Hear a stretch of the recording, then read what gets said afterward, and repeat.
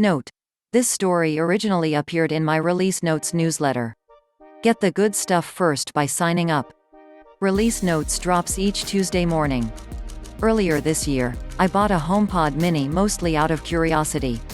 I'd reviewed the original HomePod when it first came out and, like many, thought it had fantastic sound but was overpriced. The Mini is a smaller version with surprisingly good sound for such a tiny speaker, and is a reasonable price. For $99, I snatched one up and was pretty impressed with what I heard. Regular readers know that I recently shopped for and bought a new 4K TV. I did not, however, replace the older LG soundbar I had been using with my previous HD TV, and I knew the Sony Bravia X90J I'd bought could do better, audio-wise.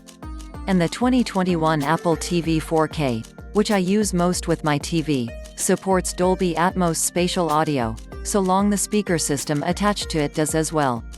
Unfortunately, decent soundbars can be pricey.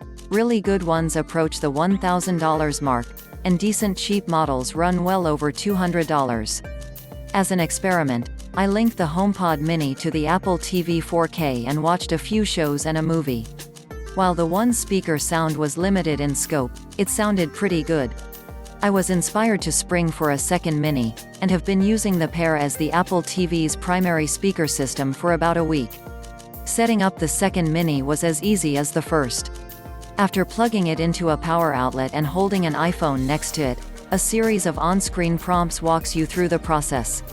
If another HomePod mini is present, you'll see a screen that asks if you want to create a stereo pair. For this scenario, you do. The process asks you to name the room where the pair resides. They'll need to be in the same room in order to act as stereo speakers.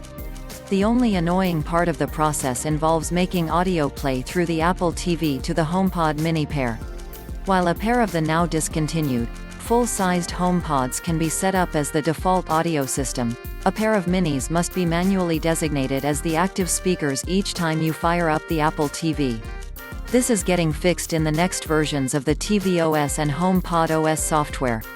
Version 15 is in beta testing now, and should be out this fall. Once the configuration is set up, though, a HomePod mini pair makes for a decent soundbar replacement. Compared to my LG, voices are clearer, more distinct. Bass is impressive for a speakers the size of an apple, pun intended, but don't expect a rumblefest.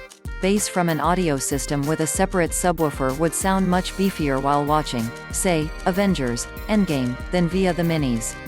Highs sound good, but midrange is where the minis struggle most.